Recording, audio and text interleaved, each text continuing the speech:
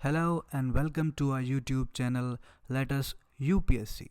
As we all know, India has entered into 2-year term chairmanship of non-permanent member at the United Nations Security Council, that is UNSC.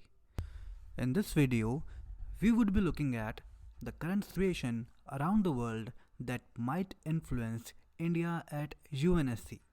Then we would look at how many time India has served in the UNSC and what role it has played with the opportunity it has got.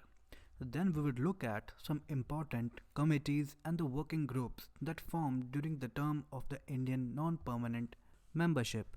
Then we will look at what is the politics within the United Nations Security Council, and at the end of this video we would be focusing on the issues that are before India when it is going into the 2-year term of chairmanship as a non-permanent member of the United Nations Security Council.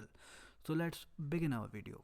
United Nations Security Council is an important body of United Nations and it has permanent 5 members, which are China, France, Russia, United Kingdom and United States of America.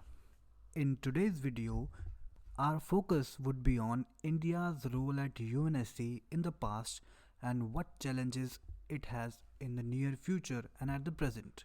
If we look at the current situation around the world, we would see that the United States of America is going through a tough time.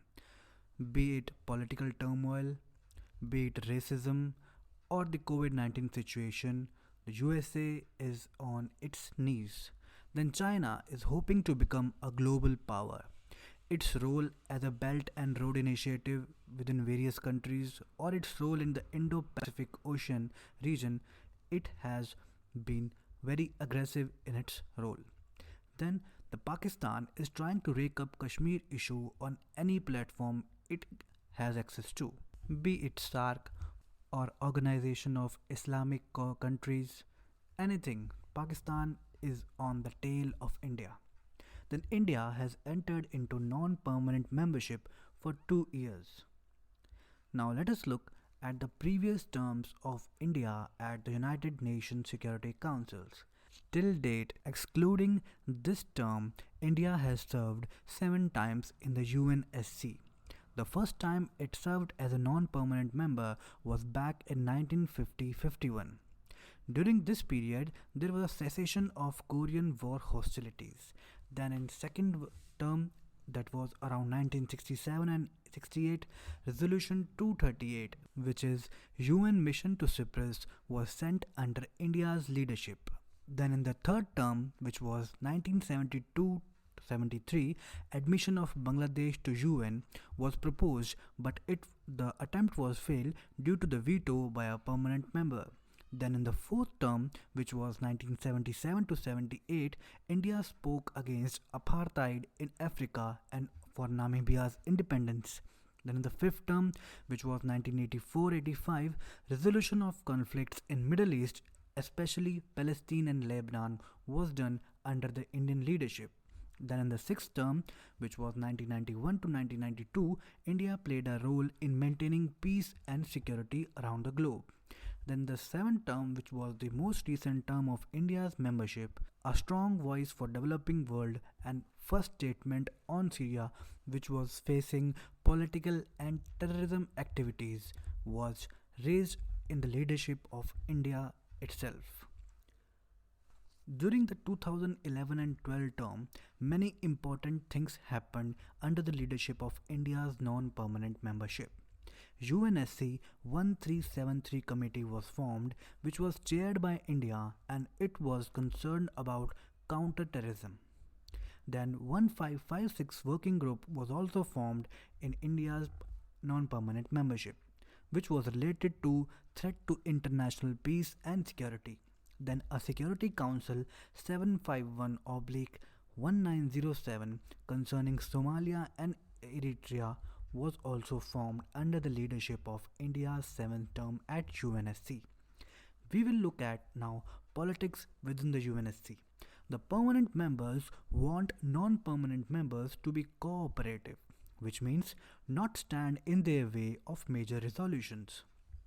When Gulf War erupted in 1991-92, India's support to US was dictated as US promised help of extending support of World Bank and IMF only if India supported its decision at the UNSC forum.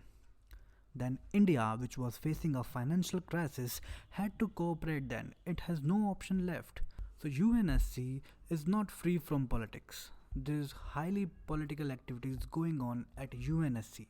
Now we will look at what are the current issues before India. India is among the members of the UN that are proposing UN reforms from many years now. What India and some other countries are asking to expand the permanent membership of the UNSC. And India is suited for the permanent membership, be it the population criteria, territorial size, GDP of the economy, cultural diversity, political system, or contribution to the UN. India stands par at all the criterias. Then India is working to counter the terrorist activities and the terrorism at its best. India has brought up a framework to combat terrorism, that is CCIT, which is Comprehensive Convention on International Terrorism. But there are contentions among the definition of the word terrorist. India would be looking at resolving this matter in this term itself. Then India faces the China challenge. China has been aggressive on borders and Indo-Pacific region. It has been raising Kashmir issue in every forum it gets chance because it is seen as an ally to Pakistan. Now India, what it needs to do that it should counter by raising the Taiwan, Hong Kong and Tibet issue if China tries to counter India at this forum. Now it would be interesting to observe that how India uses this term and how the scenario around the globe changes. This was all from this video. Thank you.